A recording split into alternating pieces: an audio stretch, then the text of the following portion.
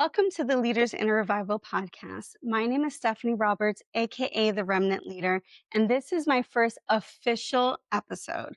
About a month ago, I posted a video about the Leviathan spirit. Today, that video has over 400,000 views.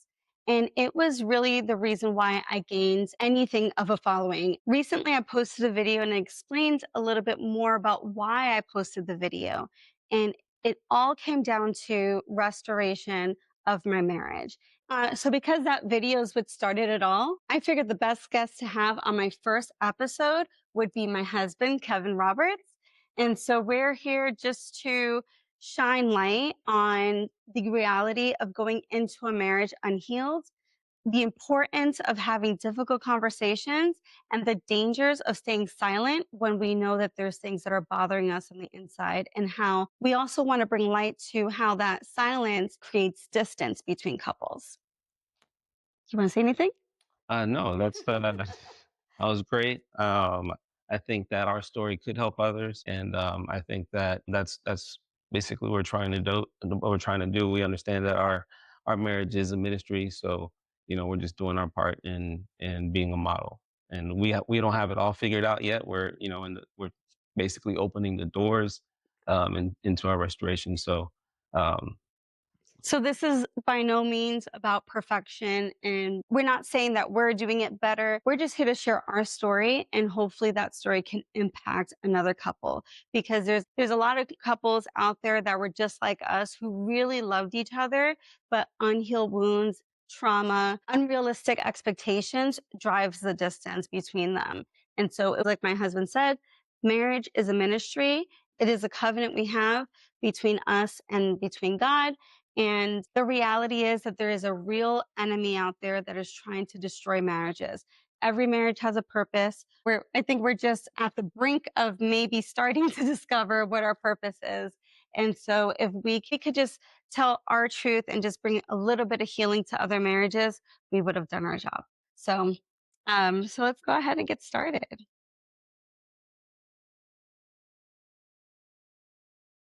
The reality is that marriage can really expose what dating often conceals.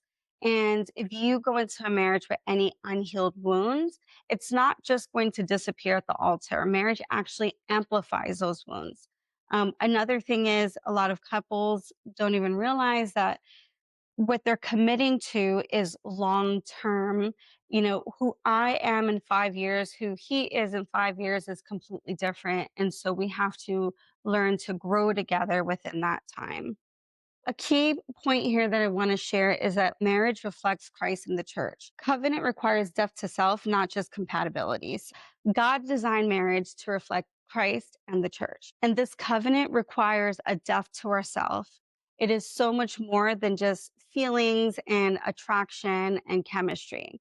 So there's a few reflection questions that I have for the listener to think about as we go through our story. Number one, maybe this is something we can have in our mind too. Am I asking marriage to heal wounds that God is inviting me to heal? mhm. Have I confused chemistry with readiness? Or did we at the point? Or maybe if you're engaged or dating, Everybody does, but everybody does. Most people do. And here's the best one. And I think this is what's really transformed our how we view our marriage.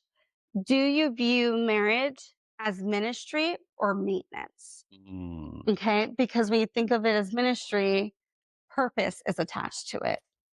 yes. And there's a certain level of obedience, not just and commitment, not just to each other, but to God. Yes. Okay. So we're going to kick this off with just talking about our story.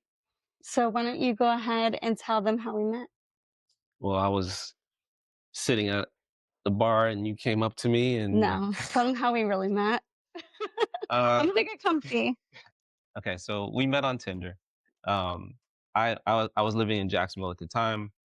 She lived in Tampa and she convinced me to move to Tampa, and so I picked my life up and moved to Tampa to be It was some months. It wasn't like the next day or oh, anything, of but course, yeah. I moved pretty fast. So, I mean, I know that I remember matching with you by accident, not necessarily because I wanted a long distance relationship, but because I was visiting Jacksonville for a dance competition with my daughter, and I happened to match with the nearby singles. And so it wasn't about until a week later that I came across you when I was back in Tampa. But let's talk about what initially drew us to each other. So I think since we met on Tinder, and I think that what was unique about you was that we had to get to know each other because we lived Mhm. in separate cities. So we spent about a month and a half talking to each other, texting each other, calling each other every Mhm. day, Mhm. FaceTiming. Hours. Yeah, hours. And I'm not a phone talker at all. I don't like talking on the phone at all. I was just so intriguing. Yeah. And so I don't know about yeah, I guess. So yeah, so that was one thing, and I felt like we really got to know each other and without the intention of actually meeting. Yeah. I didn't have any intention on meeting you. We had very low expect I know I did. Yeah, I had, like, really low same here. I had low expectations. I'm like, "I'm in Tampa, I don't even wanna drive to St. Pete," which is, like, 20 minutes away. There's no way I wanna be in a relationship with anybody who's 3 or 4 hours away. So I think that because of that, we both, or at least I did, I let my walls down, the walls that I normally Mhm. have up. And, it would be hard for me to open up, but since I was never planning on meeting you, I was very open with you Yeah. from the start. But I mean, we also were in a position where we had no choice, right? Like all we had was the phone. That's Yep. all we Yeah. had was FaceTime and Yeah. to be able to video chat. What are the strengths that you admired about me? Strengths. Well, you're beautiful. Um, that was a strength. To be honest, your profession. So I Mhm. don't know if I ever told you this, but my mom was a nurse for over 20 years, and so I've always been drawn to people who care for people. And I was Mhm. a coach for Mhm. over 16 years. And for those who don't know me, I was a teacher at that time, Oh, and I was getting ready to start my master's program yeah, yeah. for ed leadership. So yeah, you were a teacher, and I was a coach. I think I was still coaching at the Mhm. time, and so I had just a love for kids, and I felt like you being a well, you kindergarten teacher, I think at the time, At that time, third grade. third grade, so third grade teacher. I just knew that you had a love for kids, Mhm. and that was attractive to me, and I thought that was your strength. The fact that you already had a career goal, because Mhm. at 40, when you're single, you basically take anybody that can breathe and chew gum at the same time. So, uh, Like, wait, what? Is that a compliment? no, no, but I'm saying you were so much more than that. No, You there's had a lot more goals. than that. Yeah, you had goals, and you can chew gum. No, you had goals. You had a dream to be principal. You told me that Yeah, early, and you knew what you wanted to do, and so yeah. because you had that direction, that was attractive. Um, it's I think it's really interesting that what you actually were attracted to me We'll get into that. for was what ended up driving the distance. So we'll Yeah. put a feather in that. We'll come back to Oh, that. foreshadowing. I think for me, the strength was definitely, I would say, definitely how deep we were able to dive into conversations. And both of us were previously married. And I felt that in my prior relationship, um, one of the things that we were not able to do was kind of dig beneath the surface. Like we talked about events and things that happened, but we didn't really talk deeply about a lot of things that happened to us. And we did talk a lot about past trauma. I would say the main thing that drew me to you was how safe I felt, right? And then eventually, as we continued forming a relationship and eventually fell in love, it was the first time I felt unconditional love, and so that was, What made you feel safe? um, I think, well, it was your gentle nature, you were so caring. Um, you're and it's so funny because okay, going back to like the fact that like what you do, and I feel like I'm realizing this as we're talking, like right in this moment, that we both were drawn to what actually Brokenness. broke us up later on. But it was like your gentle nature, the fact that you were constantly you cared about me so much, and you um, did everything to try to make me comfortable, or to make me feel like to make me feel how much you loved me, right? It wasn't just love in a sense of um, just saying I love you. You showed it to me all the time, and I didn't feel judged by you. I didn't feel like there was any performance expectation, and I think that that's why I felt that safety and that unconditional love. So next question, what parts of ourselves were we presenting versus what parts were still hidden? Yeah. I think Well, for me, go ahead. Go ahead. I'm sorry, go ahead. No, well, I was gonna say I definitely hid my insecurities, Mhm, and I know, no man wants to show a woman he just met that they're insecure about their ability to do anything. And I definitely I grew up insecure, almost comfortable there. mhm, And whenever you meet someone new, it's almost like you have this opportunity to create a version of yourself, mm, and all a relationship is to me is just like a slow march to complete disappointment. And so mhm, you used to keep taking off those layers that this isn't true about this mhm, person, and mhm, this isn't true, until you get down to the core of who that person is. And me hiding my insecurities was a big one. mhm. I didn't want you to think I was insecure about anything, Right. so I think for me, I also had those insecurities. I definitely had them. I know as a teacher, I definitely had them. I actually didn't become a little bit more confident until I moved on from being a teacher and started moving into administration. But I think I think because I have such a like a tough, strong exterior, that nobody realizes that I'm actually struggling with like imposter syndrome or yeah. low self-worth on the But can I inside. pause you for a second? Because, and this is where I feel like it's different for men and women. I feel like you guys are, it's allowed for you to be insecure, like to show your insecurity, Mhm, because now we can be like, oh, okay, that's fine, and try to be your protector, or try to, I don't want to say be your hero, or, but, mhm. be that one to let you know that, hey, everything's okay. Right. Whereas a man shows insecurity, now you see us as weak, Mhm. and men tend to wear that mask. I think also it takes a certain level of maturity on a woman's part Yeah. to respond to that insecurity with grace. And that was definitely a maturity I lacked, right? So I could admit that. And, although I think the perception is that women can be more soft and more vulnerable when we're raised, not even just raised, but when we start experiencing certain things in our life, abuse, it gets harder and harder to relinquish control. And so then for us, I know, well, I'm going to speak for myself when I say, for me, I could not bring myself to being completely vulnerable, right? I can talk about my past, but half of me didn't really want to say how I was feeling on the inside. The other half of me couldn't even process it.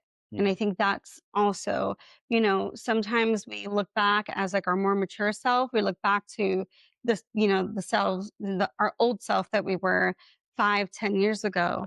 And we say, like, man, I should have just said this. But the reality is, we only had the tools in our toolbox at that moment. And so we're only doing the best that we can in that moment with what we know. Right. And so that's the grace that we have to have for ourselves when we go back, to ensure that we're not carrying shame with us on our decisions, because we're only making decisions based on what we know at that time. So it's true that you can love someone deeply, but still be completely unaware about Mm. how your unhealed parts will eventually collide. Yeah. And that was definitely the case with us, because we went through dating, and we had a baby because we didn't get engaged until after Eli was born. Oh Right? yeah. Yeah, Yeah. yeah. But So, I already knew I was gonna. of course. But, Yes. we went through dating, we got pregnant within a year. Yeah. And so everything just moved really quickly. And so, but we were so in love, right? When we think back to like our wedding day, how in love we were. And even when you go back to our vows, and I remember even saying my vows that you make me feel so safe and you make me feel so loved and so unconditionally loved. And so, I mean, from that, well, from the time that we got married, well, a second wedding because COVID. we had a COVID wedding, our elopement, and then we had our, friends and family wedding. So within 3 years, like I would then become a principal, and so things would start falling apart very quickly. Okay, if you could speak to another husband struggling with people pleasing, rejection wounds, insecurities, what would you tell him? Well, so I know a lot of and we were conditioned to from the start. Everyone heard the term "happy wife, happy life," and which I've come to find out that's a very dangerous term, even if said in a joking manner, Mhm, because it just kind of reinforces that our word doesn't matter, or our feelings don't matter as much as your wife. So what I would say is, even though people pleasing might seem noble, that almost kills a marriage faster than anything, because your wife isn't necessarily looking to be um pleased all the time. All that does is bring less clarity, and essentially that's what wives mhm, want, is mhm. clarity. They're not looking for you to be perfect. Wives aren't looking for you to be perfect. They're just looking for clarity. You can't lead if you're people pleasing. And that's in anything in the home, Yeah, in a career, in yeah, business. yeah, yeah. Women want um they just want to know that you have a map and you're looking at it, and you know where we're going. So Mhm, when you talk about leadership, if you don't even have a map in your hand, and mhm. that makes a woman feel unsafe. Right. And so you're not going to go the right direction all the time. You could be Mhm. wrong, but as long as you make a decision and with conviction, and I think women look for that more than Yeah. always being right. And so part of I just thought about this. Part of my insecurity is always letting people down. And Mhm, so, like, letting my dad down, letting my teammates down when I was playing, and letting the person that I love the most, you, down. And mhm. so that would cause me to people please. But Always do what you want. but I Always. think also in, like, doing opposite of what I even wanted from you, Mhm. right? Like, so it's not even like you're doing it in the way that you knew how, but not necessarily the way that, would have demonstrated leadership in the household, Yeah, right? yeah, yeah. And so, I know a lot of the things that, we would do is like try to, because I was working so much, try to do things around the house for me, and which, trust me, I know a lot of women probably, listening and watching and saying, "Well, I would love that," right? So, Oh, let's go down the list. I yeah, cook, I clean, do I laundry. So that to this day, got your clothes well, ready in the now morning, I'm made doing the your coffee. cooking. These days I do the cooking, but you still do the laundry So for defensive. but, so I think, but like for me, because I was so used to being hyper independent, in order for me to relinquish control and to allow someone to lead, I have to have that trust that you have a plan, because the way I operate, I'm like 17 steps ahead. Yeah. Right. And so by the time like you're just processing it, I've already like solved the entire problem. Mhm. And so I think that, kind of that is a good segue into, kind of looking at this through my lens, where we were really essentially struggling with the same spirits, the same demons, the same insecurities. They just showed themselves differently, right? Where um, I also, I also people please. I also a lot of over explaining, right? So I over explained a lot. It was hard for me to make decisions at sometimes. I had a lot of anxiety, a lot of imposter syndrome going into my leadership role. Okay, so at what point did success start becoming something you relied on for identity? I was like in elementary school. Okay. This is why people don't like you. So I was like in elementary school. I would say the first time I realized it, I remember I was in high school. I remember being in high school and uh, thinking to myself that my education was the only thing I can control in this life. Mm. And that It didn't matter it didn't matter what people said about me, what people did to me, how people viewed me. The one thing that nobody could ever take from me are my achievements, my degrees, my education. What does that stir up emotionally when you don't achieve? Like Like, I low self-worth. My value is uh and it's still something I struggle with. Like it's a daily struggle, right? And I'm gonna get emotional. But so when I don't achieve, it just feels like I'm not doing what I was put on the world to do, right? Like yeah, that's not like what are people gonna think about me? yeah, Right. And so even even like losing my job and like that was the first thing. It was like it was an identity hit, yeah, right? Over anything else that like, okay, well, I have to do something that's just as good as this, yeah, right? Because this is what people are expecting of yeah, me, you know? And the thing is, I think even in how people must look at me even now from the outside looking, and even though my life has taken a complete turn, um, I do everything with excellence, but that's who I am. But now it's really shifted from I'm not doing it in a sense I'm not doing it because of worth. I'm doing it because I did get to a place where I really just wanted to live for God and to build the yeah, kingdom. And it's a huge shift, but I do find myself sometimes slipping back into that I'm going to work until I burn out mentality. And so I have to struggle with it, which is where I have to stop and like intentionally like sit myself down. yeah, Like, yeah, and that's where it's like I start to feel that. And that's why like Tuesday and like Monday, I was like, tomorrow I'm not doing any work. Right. And that's how I regulate it now. Whereas before I would have never been able to just you just push through. especially now being an entrepreneur, right? Before, when I was a principal, if I take a day off, I'm still getting paid, right? Yeah, But now it's like if I don't create a video, if I don't put something out, if I don't, almost even worse. it's even worse, right? It's like so it's even harder. Yeah, And I think that that's where God is trying to align me right now, mm, and He's working on that transformation because it is harder even for me now to make that shift. But I'm still intentionally doing it because I want to be careful to not slip back into that. yeah, Um, and to stay aligned so that God will continue to, open up yeah, the floodgates. So, yeah. Okay. yeah, You need to take a break. no, I'm fine. Okay. You take a minute if you need to. It's good. Um, okay. Okay. If you're good. So what did you believe would happen if you completely depended on someone else? Um, that they would like throw it in my face Mm. or use it against me. Is that like your biggest fear that that would happen, or that's just what you? I just feel like that's what, like, so it's one or the other. Um,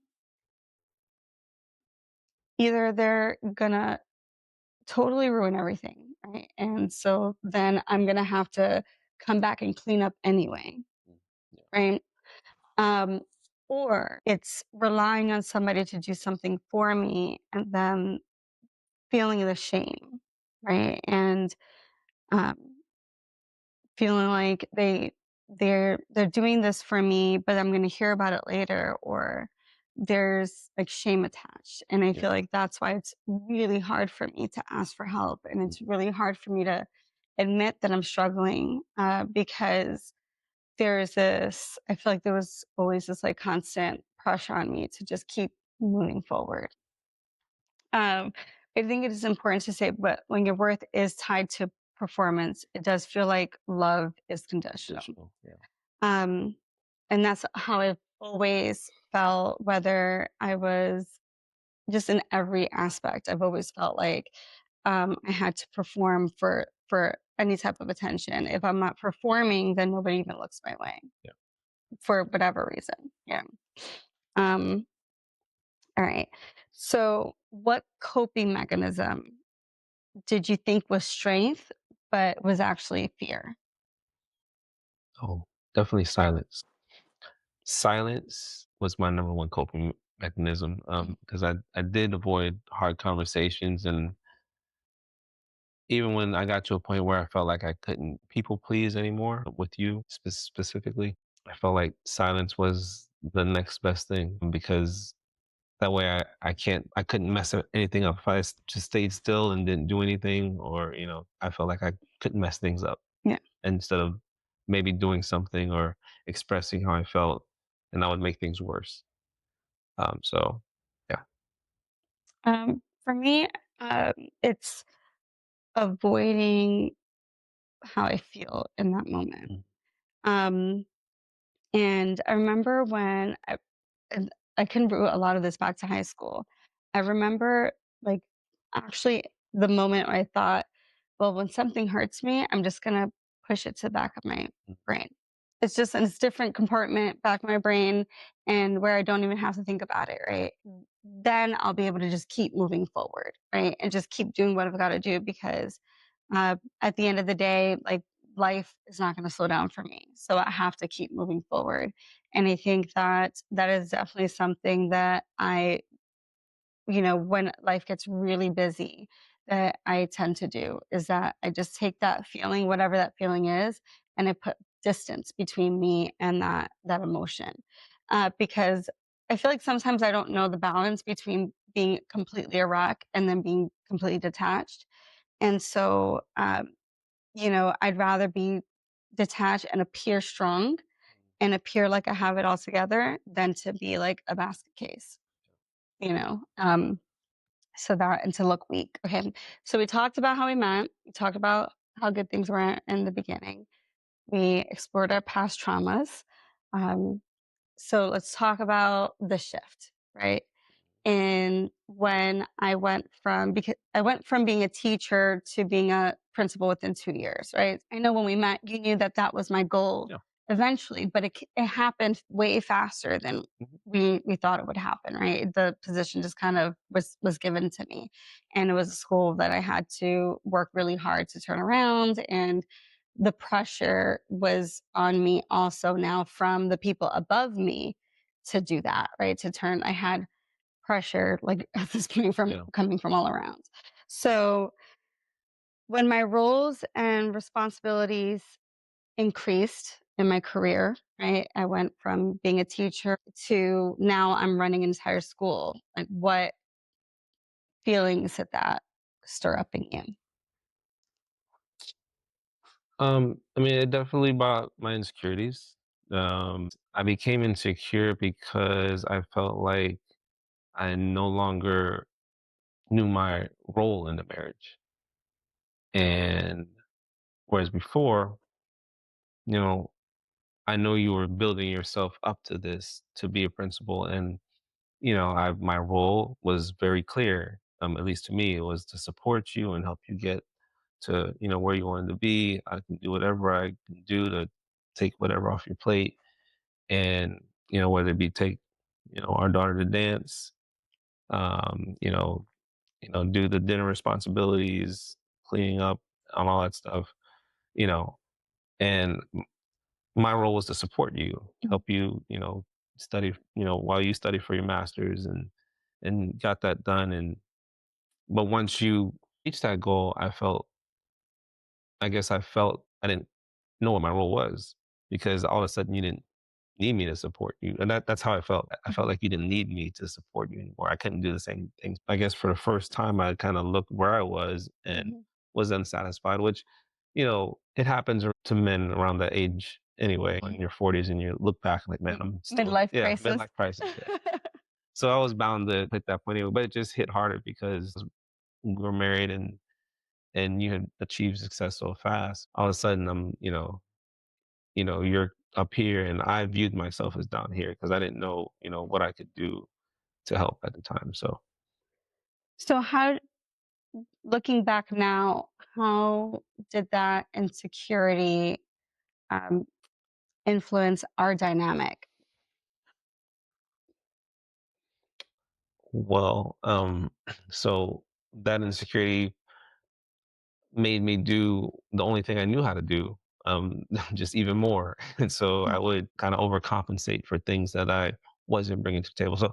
So being a coach, I see scores. So like your achievement, what you were contributing to the marriage, to the household, you can see that on the scoreboard. Mhm. Your salary, just how you operate, people calling you for whatever because you're the boss, your title, all that stuff. I can see your contribution. Mine was more silent, and I, Mhm. even though I knew I was contributing, I didn't know how to. I found myself trying to almost quietly say, "Hey, I'm doing this," So Mhm. I felt like I was always trying to. I was in that performing mode again. Like I was doing more stuff for reaction. I didn't outwardly say, "Hey, look, I cleaned this and cooked this," but you wouldn't. I would make sure that you knew. Mhm. um, and it became more of a performance thing. Like I was doing it to show my score, um, versus just doing it because you know for support. So during that time where you started feeling, um, like beneath me, right? What could I have done for you to help that? How could I have helped you, but you didn't know then that you needed to ask me? Yeah. And again, this is about me, I guess, revealing my insecurity to you. So I struggle a lot with, low.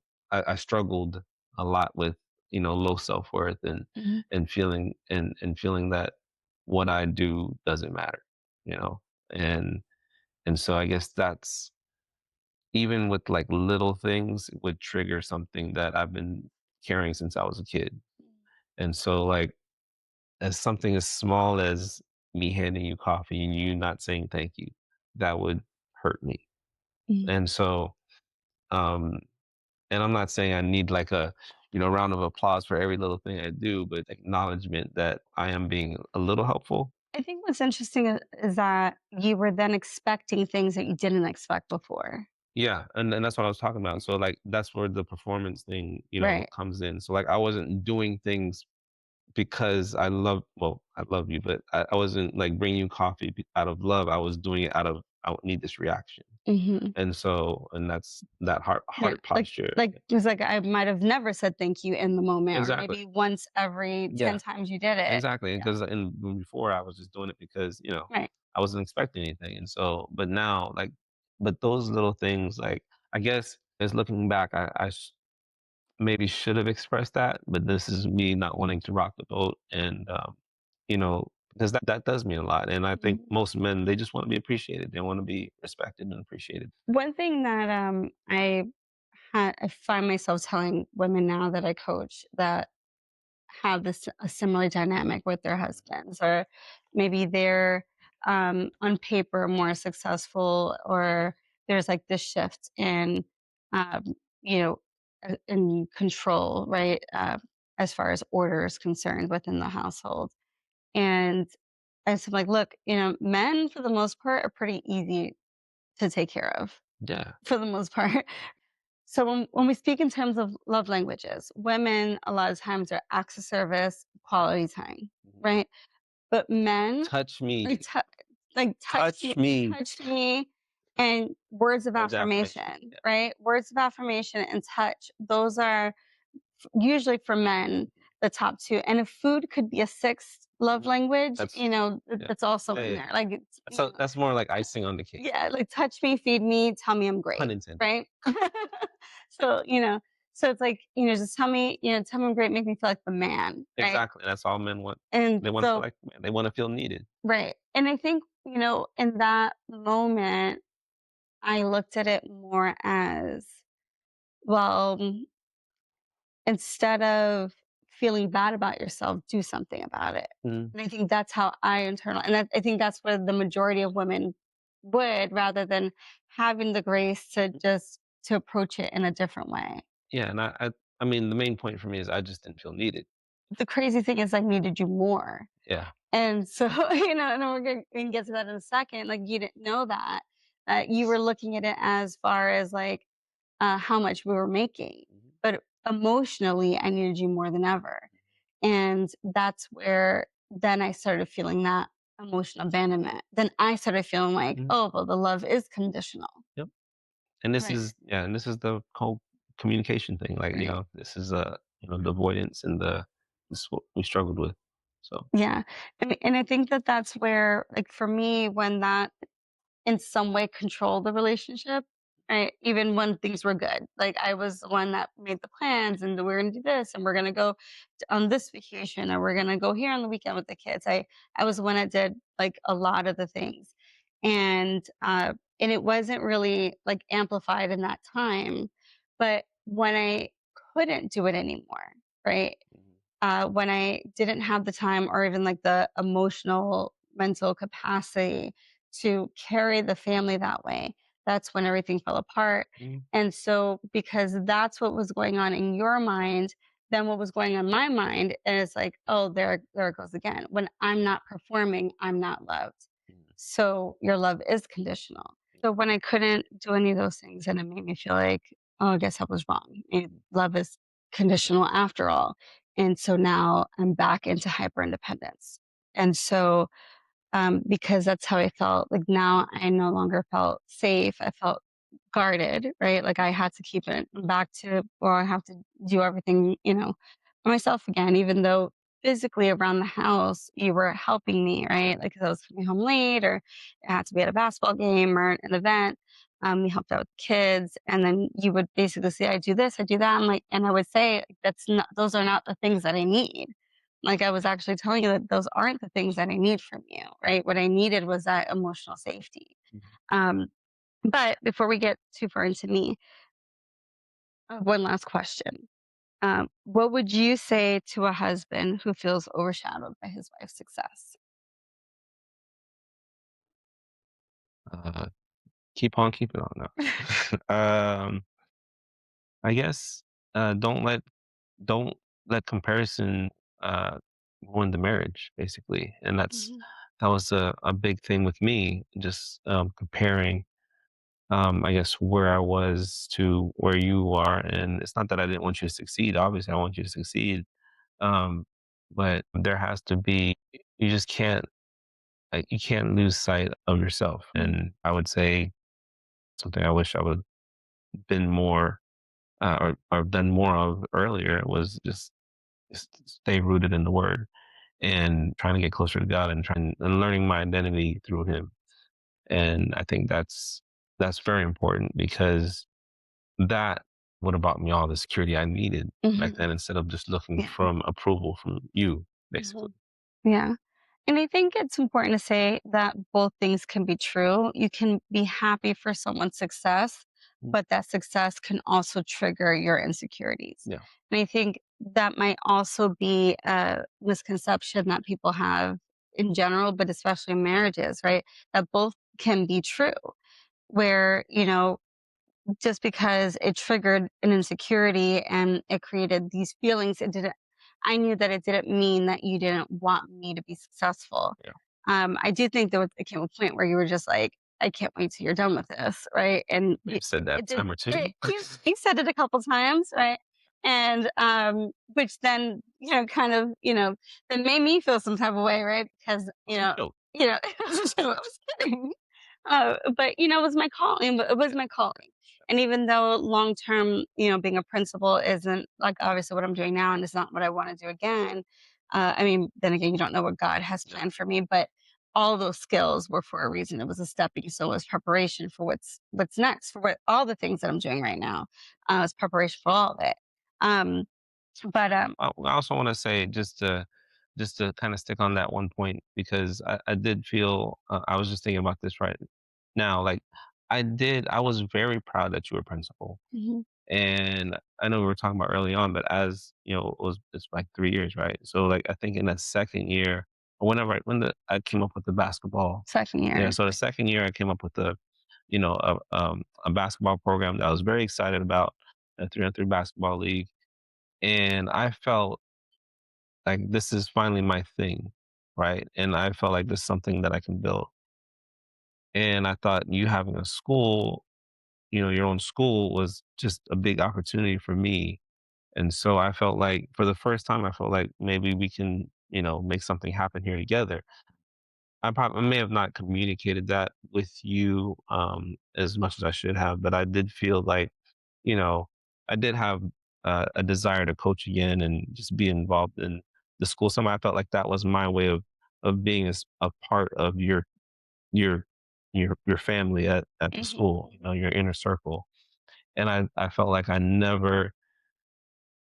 could never get there. And so when that didn't really work out the way I thought it would, as far as being involved with the school and us building together, that really crushed me, and it made me feel like um, that brought me back to how I feel like no matter what I do, it's not good enough, and not Mhm. towards you, but just that's how I internalized my worth or what I was doing. So Yeah, I think it's the first time you ever told me that yeah, I just thought in the about that. moment. Yeah. Yeah, I just But thought I about mean, I that. think also, like, I guess the question would be like, would that was that even a fair, No, I wasn't.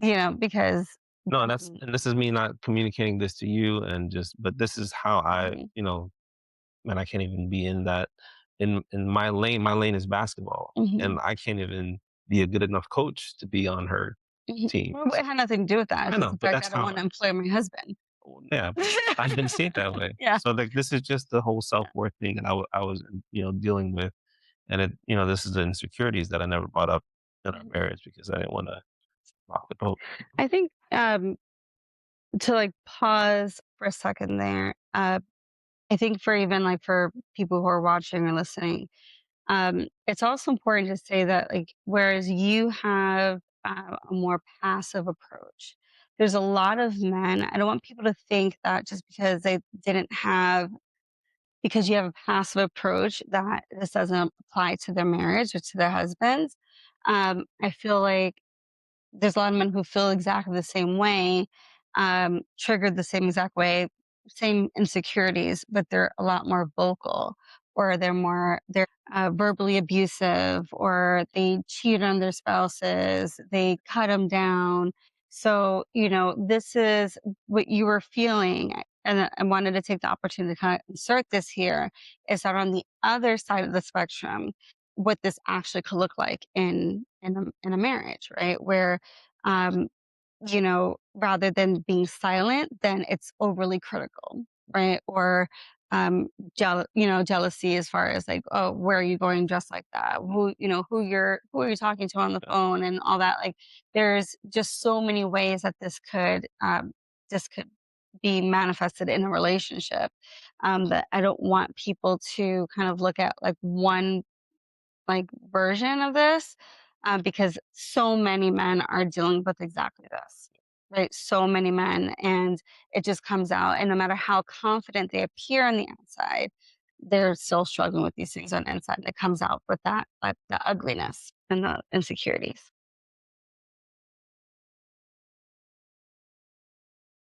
So what parts of being principled or what did being principled require that other people didn't necessarily see? Um, Performance pressure, uh, having to be all things to all people, and nobody has any grace for you. Mhm.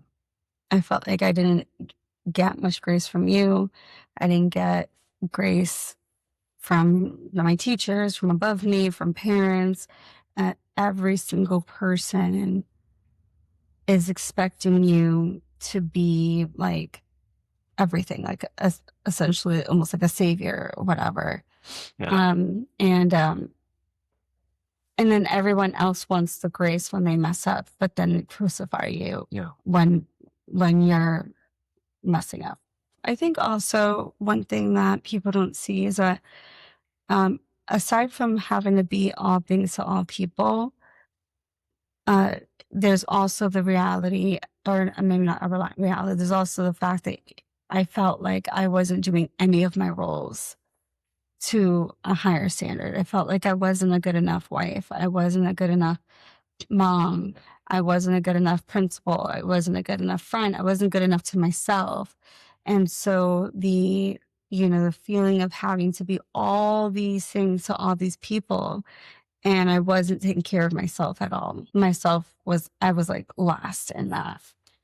How aware were you at the time of how different our paths look on paper? And did you ever feel like you had to shrink or soften your success to protect me?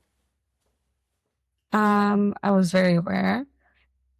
Um, and the funny thing is, I didn't start off by being like aware, right? I remember when I first got the position, I was so happy because it was what our family needed financially. Mhm. And I don't think I became more aware until the insecurity started shifting, right? And so then I became like it shifted from I'm doing this for us, like, this is gonna put us in the right direction. And I didn't care how much you made to like now it's almost like resenting you because you resented the position. And even though it was something I was really like, I worked towards and I was happy about, I mean, I did love my job. As far as even though I was like really stressed out, but I loved the kids. I like actually see my impact. And, um, and so I think the more it impacted our relationship, I started seeing the gap even more, if that makes sense. And because, like I said earlier, the way I looked at it was like, well, I felt almost shamed for doing what you knew I was going to be doing anyway from the time you met me, right? Like this wasn't a surprise that I was going to be a principal one day. It happened faster than we thought. But I felt like as though I was being shamed for that. And then I remember even like before we separated, thinking, and I might even verbalize it, that I cannot go to the next level while I'm with you. Like I knew that there was like things I needed to work on, but I couldn't do it while being with you. And I didn't know that that looked like more of like the spiritual emotional growth that I needed to be alone. But I knew that I remember even one time saying like, what do you think is next after being principal? Like it's going to be something bigger. I'm not going to go backwards, right? Like, and I think what I felt was that you almost wanted me to have a job where you didn't have to share me with anybody else. I mean, I don't, uh, as the further and further we get away from this, the more I realize this was like just stuff that I've never dealt with within myself. So, I don't think I've ever, felt that way actually, but, Mhm. there was just a lot of, it just brought out all the insecurities that I had about myself, up in the forefront that I had to deal with. Okay. So when things felt tense between us, how did you protect yourself emotionally?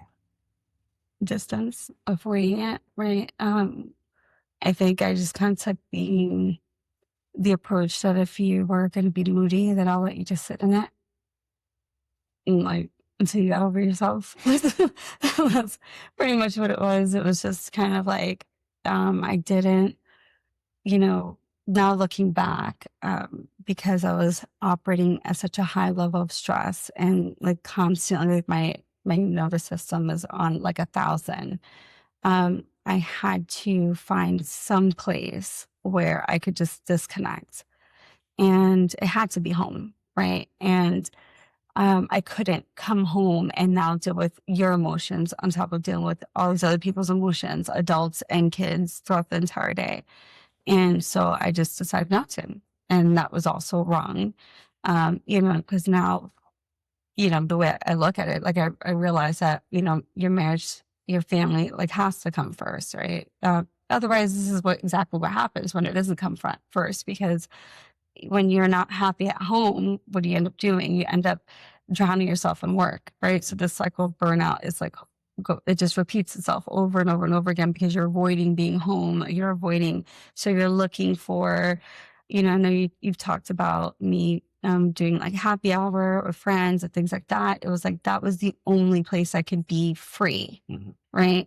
Without extra expectations and be able to just like like disconnect. And whereas like you looked at it like, oh, you know, I'm not as fun, or I'm not like, no, I'm just like with you, it got to a point where I didn't feel peace. Yeah. Right. And I didn't feel like I could relax. So it's like, okay, well, let me just kind of just go for, drinks and dinner after work or whatever, and like at least get some type of break. Yeah. And so that's really what that was for me. It was a mental break. It wasn't anything against you or anything like that. It was just like, I had to escape. Well, meanwhile, I felt like it was all against me, and and that's But so I guess to that point, what did your work provide you, like emotionally, that your marriage wasn't?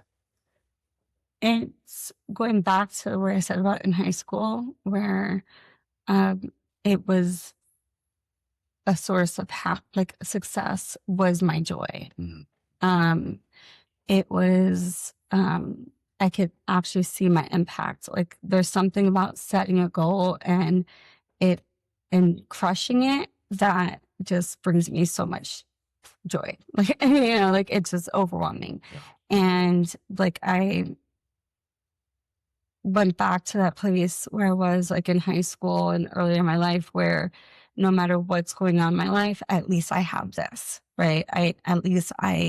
Nobody can take away that I achieved X, Y, and Z for this school, or that I was able to do these things.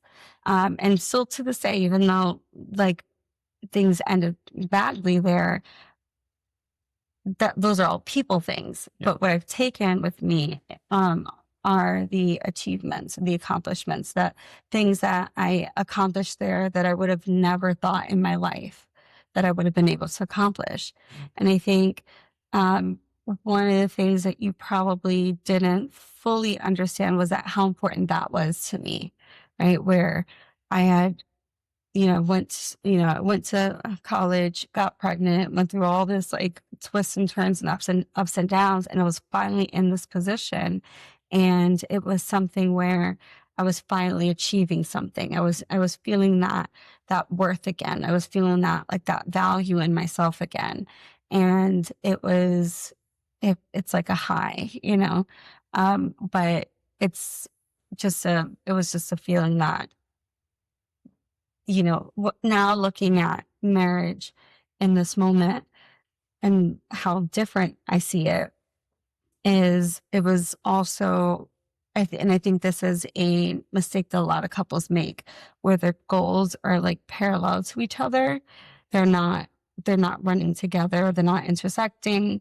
Right. So it's like, this is my goal. This is your goal. This is mine. This is yours. Life is my life. Right. And so I think that's the mistake. Whereas it really should be aligned. Yeah. And finding a way to bring everything together. I can't bring it into my school, whatever, but even now what we're doing, building businesses and that type of thing, like that is where like now it's just kind of like aligned. And so I'm gonna be able to get that same type of satisfaction and happiness that I'd accomplished something, but now it's like we're building it together.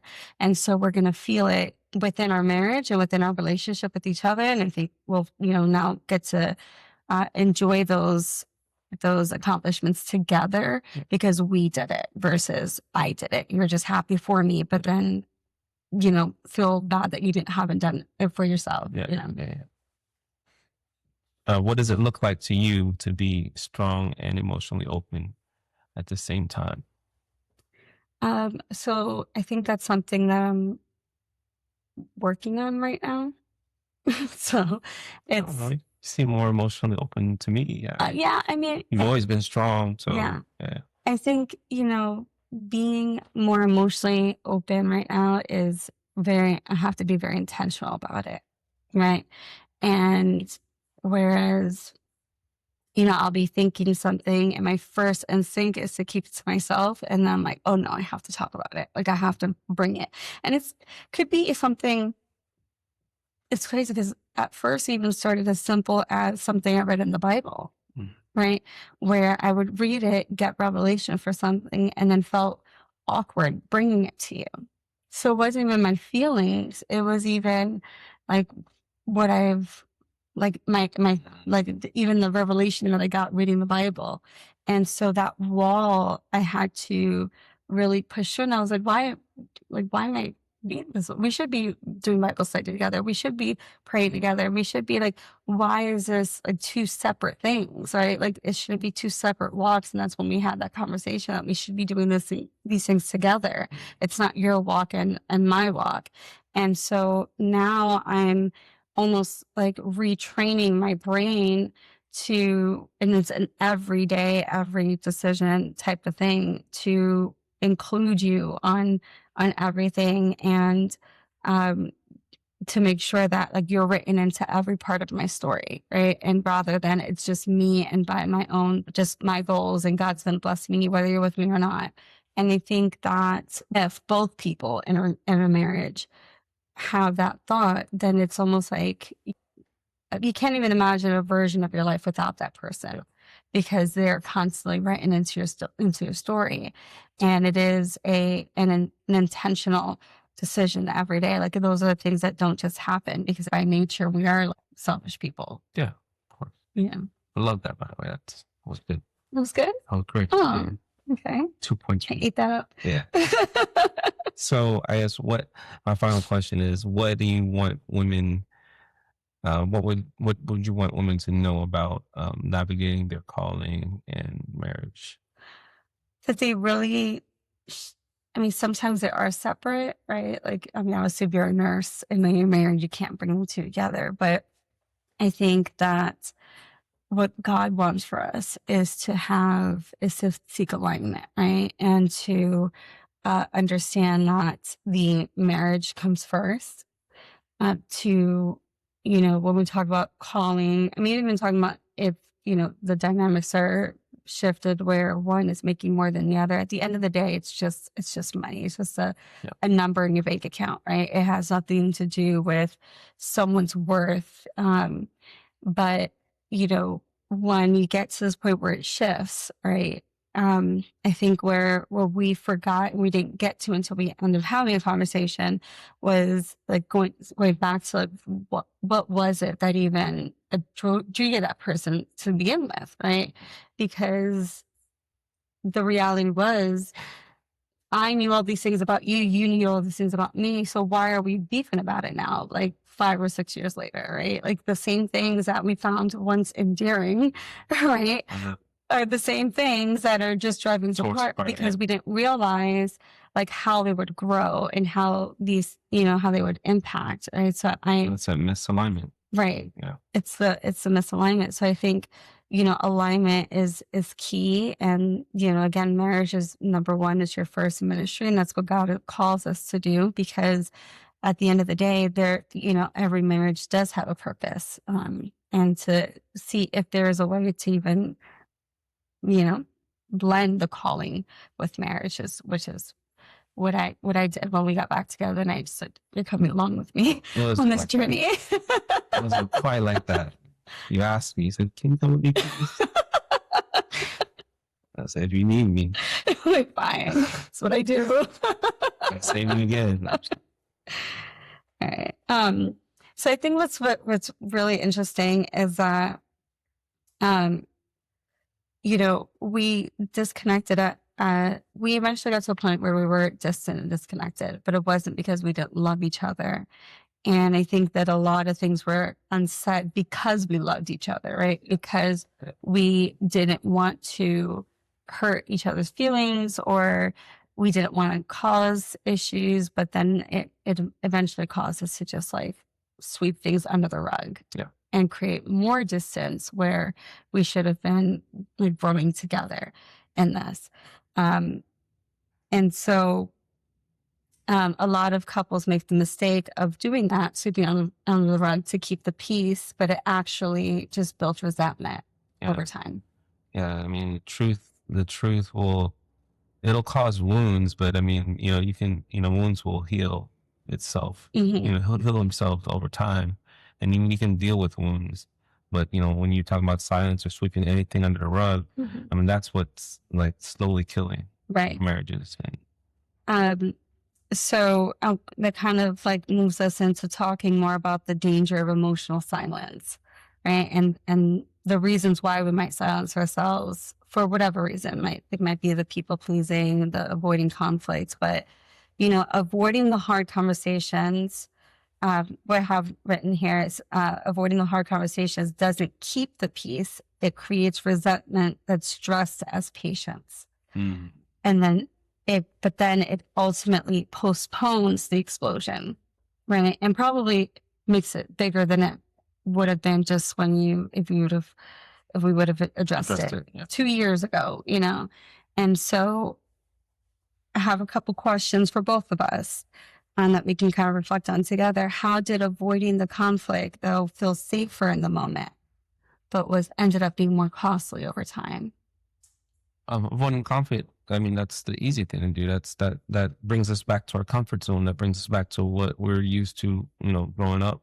When we grew up and, haven't really dealt with our trauma or whatever. And we just, like you said, we just kind of push it in the back of our head.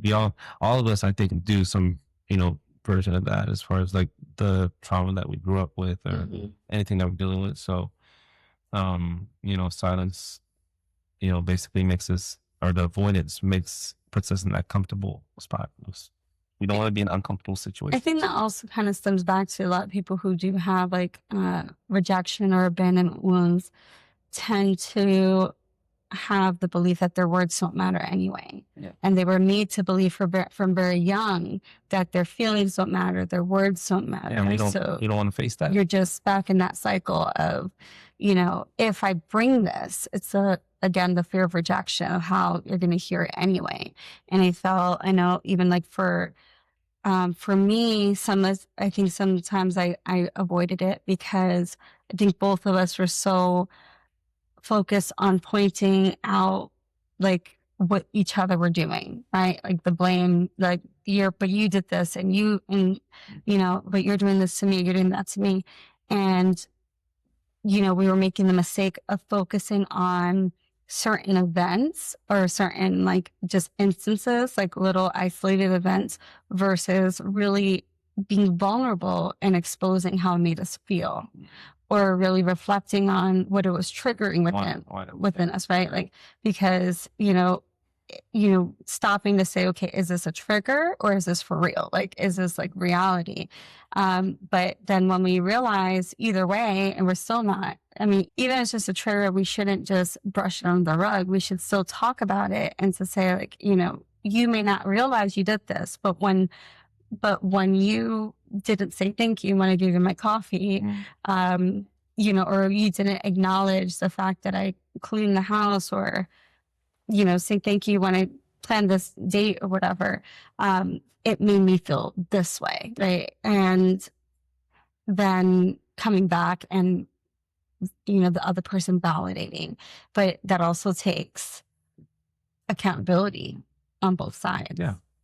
That's all what marriage is. Two people become one flesh. And you should know me as much as I know me at the end of the day, and same with me to you. So it's just learning each other, and that means being uncomfortable at times. That means bringing your insecurities to the forefront. So, and it's true that you can be with somebody years and not really know them. Yeah. Not really know them, because what is the person they're putting out, for the world to see, including towards their spouse, but internally what they're battling.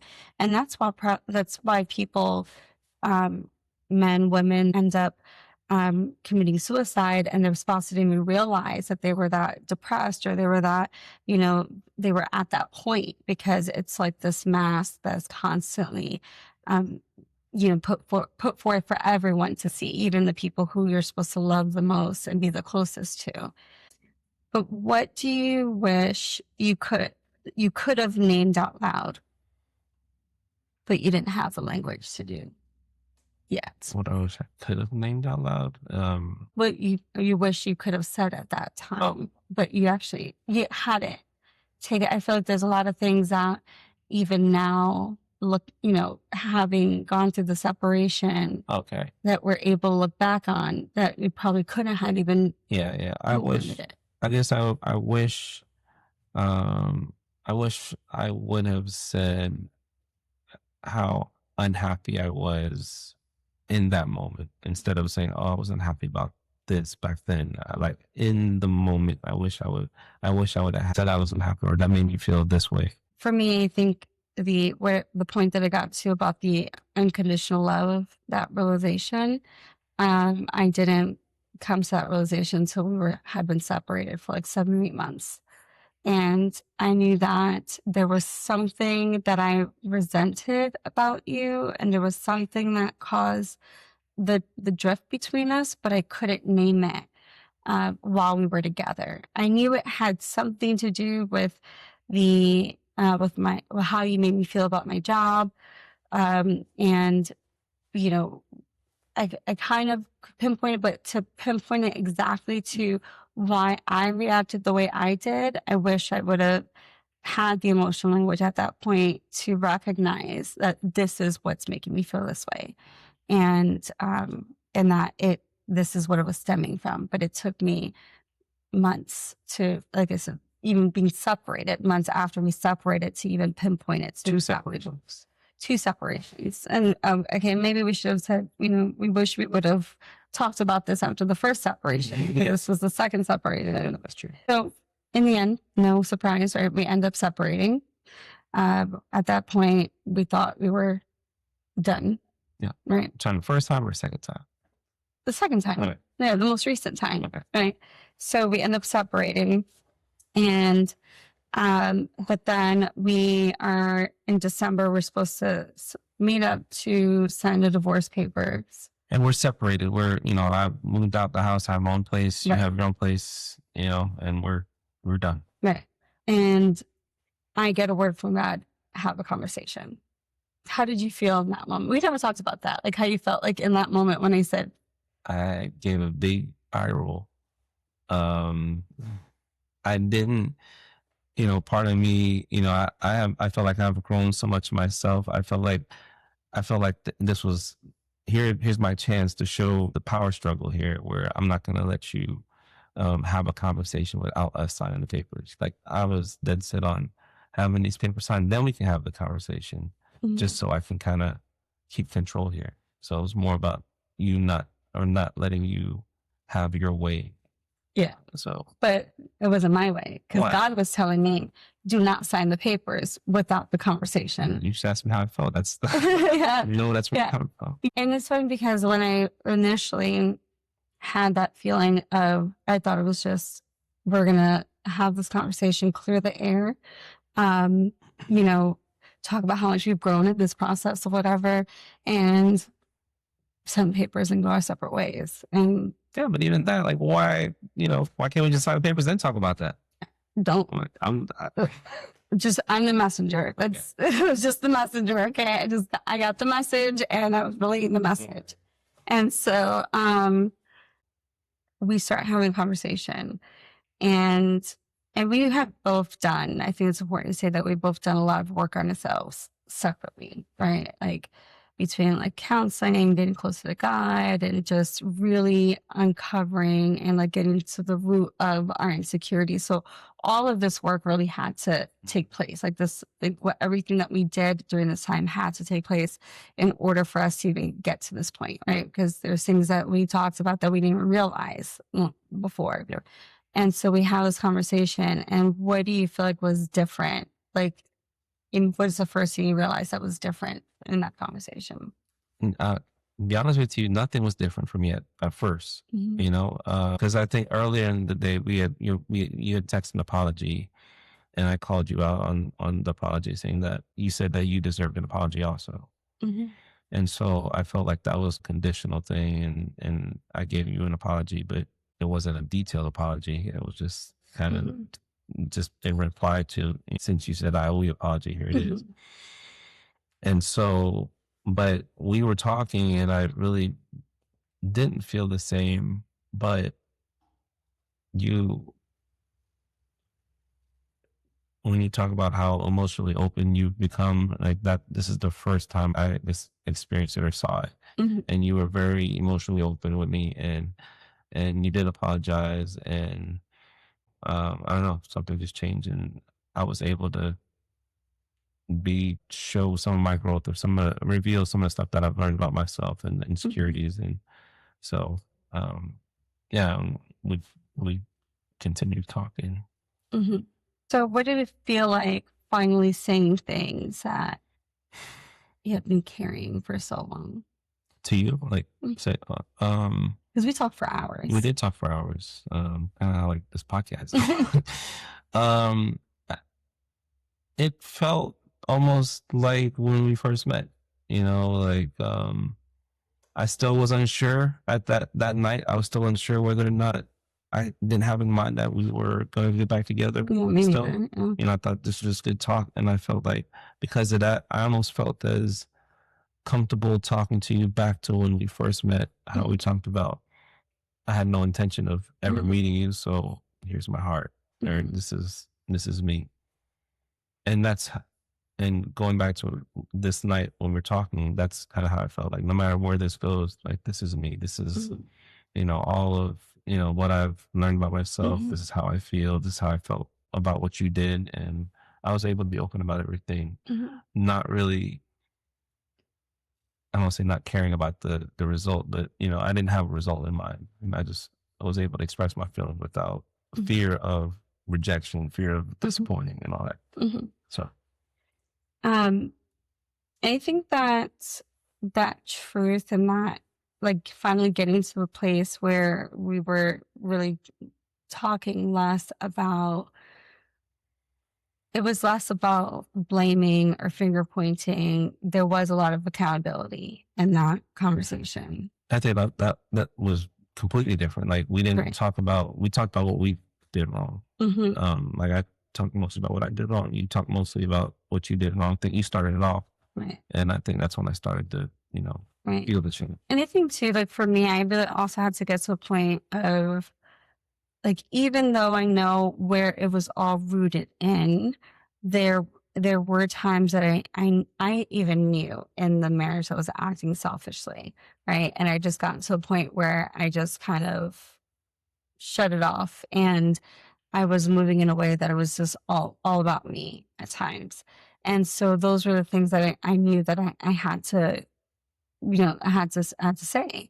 And those things they're hard, right? Those things are hard to, like, have those conversations, to take, and not responsibility, I would rather say to take accountability, right? And to say, like, okay, this is what I could have done better, right? Like, I remember you saying, like, you should have led better, you should have been less insecure. But I said, but I could have made you feel more secure. I could have done a better job at it, at reassuring you. And versus saying, well, if you want to feel insecure about it, then that's on you. Like, it was my job to, come forward. But the reality is, neither one of us knew what a healthy marriage looked like before we even, we even walked into trying to be married, right? So we really didn't walk in with, like, true knowledge of how this was supposed to work. It wasn't modeled for us. So we were just kind of like winging it, but still, because we were operating out of alignment of the identity that God was calling us, and we're operating solely out of our wounds unknowingly, even. Um, it was just so much just about what we were feeling for so long. And that this night, what was so different about it was the fact that we were just like, okay, well, yes, those are true. However, I should have done this and I did this. Moving along and closing out this episode, what do you think is the key point that married couples who are reconciling, maybe even getting back together, or maybe they're together, but they're forgiving, and they sit down and they say, okay, let's try this honest Yeah. conversation, that's this blameless conversation. What do you think is, like, that they need to know going forward after that conversation? Well, us having experience coming back from two separations, the tried the first time our way and it didn't work. This time, what I think is important and that we're doing this time that we weren't the last time is we're making sure that God's in the center of our relationship. Mhm. That is my most important relationship. So my relationship with God and then my relationship with you. Um, I think that don't be afraid of the truth, because we need to know how to heal those wounds, you know? And again, your spouse is going to be the one that knows you the most. Right. And so you can't know someone without revealing the truth. Just deal with it. Just be uncomfortable. Get comfortable being uncomfortable, because that's what marriage is. A good marriage is uncomfortable. And I think it's important to, when you talk about forgiveness, right? Like to forgive the way that God's forgiving you and have grace the way that God has had grace on you. And that's what we're called to do, right? Like if we're a Christian couple and we say that we're aligning our hearts with God's heart, right? Forgiveness truly means that you're letting it go, right? Like we're not bringing it back up. And the only time that you bring it back up, it's because if there's still hurt that you didn't talk about, right? That's the reason why things start coming up, even though we say, oh, I forgive you, whatever. But you didn't actually talk about how that, you talk about the event or the incident, but you don't talk about how it made you feel, like deeply, truly how it made you feel. And that's that's probably one of the biggest pieces of advice I can give to a couple is like, if you're going to, number one, sit down and say, like, let's have a conversation, that it's less about what happened and it's more about why it happened. Right. And because at the end of the day, there's a reason why everybody acts the way they do. There's people act the way they do because of some other people don't cheat for no reason. They don't, burst out in anger for no reason. There's always a reason. And it rarely has to do with that one event, right? It's always rooted in something. And so when you start to really think about the fact that, number one, sometimes we might be in our 30s and 40s physically, but we're like actually 13 or 14 emotionally, number one. But even more important than that is what the Bible says, that the battle is not against flesh and blood. Right? The battle is not against flesh and blood, right? There's a real enemy. There's Satan is real, demonic entities, they're real, and they're attacking marriages, and especially marriages that God has put together for a purpose and to build the kingdom. And even when we got back together, that's one of the biggest things I said, is that now that we're aligning and we are moving towards a purpose, then we have to be prepared that the enemy is going to attack us 10 times harder at some point, right? The foundation has to be solid in order to stand firm when that happens. Yeah. We're fighting together. We shouldn't be fighting against each other. We're fighting together against spirits and principalities. Yeah. So. And I think secularly, it's like secular in the world, they call it like us against the problem, right? Us against the problem. It's not me against you. It's me and you against the problem, but it's against the enemy, right? Against the demons that are trying to attack you, the lies that start to creep up. Yeah. And, I think, and going into it's been a month now that we're back together. And I know it's because it's not that God didn't restore our marriage. It's like he gave us a completely new one. It feels like a fresh slate, right? And we're both almost operating, or I guess we're both walking through like uncharted territory, even though we've been married for years, but it feels like we're newlyweds essentially, and like just literally starting all over again, because we have to renew our minds in this, right? Like we can't go back to old habits. This is the new covenant. You can't keep doing things the old way, right? And expect, right. And it's so easy because you and I have operated the way that we've operated for so long. It's dying to your flesh, right? And really surrendering yourself to this covenant.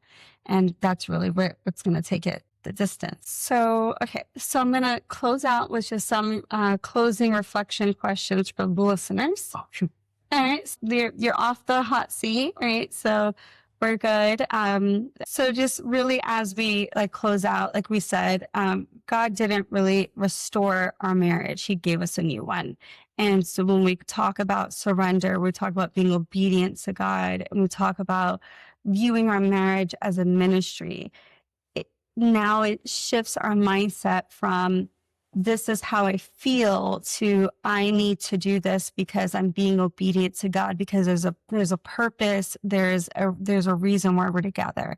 And so you look at it as and I don't want to say assignment because it feels like an obligation. It's a commitment, right? When we talk about commitment, your feelings can feel different from day to day, right? You can go through, bad weeks, bad months in your marriage, but it's really bringing God at the center, right? And we talk about alignment. Number one, like aligning with individually with God, right? Aligning with each other, but then us coming together and aligning together and aligning our marriage with Him. Well said. Yeah, thank you. Thank you. So just some closing reflection questions before we wrap up. Do I know my spouse's heart or just their habits? Do I know my spouse or just the version that avoids conflict? What would change if we talked about feelings instead of faults? And what does intentional love look like for us this week? Intentional love. Intentional. Yeah. Keyword. Yeah. That's It doesn't happen by mistake. And I think that's what people think, that wounds heal on their own. Habits change on their own. Love happens on their own. love's not going to take care of all that. It's time doesn't it's time does not heal all wounds. It's intentional. And that really, I think my entire platform that's one of the words I say the most is being intentional and really honing in on intentionality when it comes to aligning your identity, regardless of where your walk is and what area of your life. So, yes. But thank you so much, Mr. Roberts, for being on my podcast. And I appreciate you having me. And yeah, that was fun. That was fun. Now I want to say one more thing. Okay. I think that you're beautiful, and I love you very much. Oh, I love you too. Thank you so much for watching and listening. All right, we'll see you next time. Bye.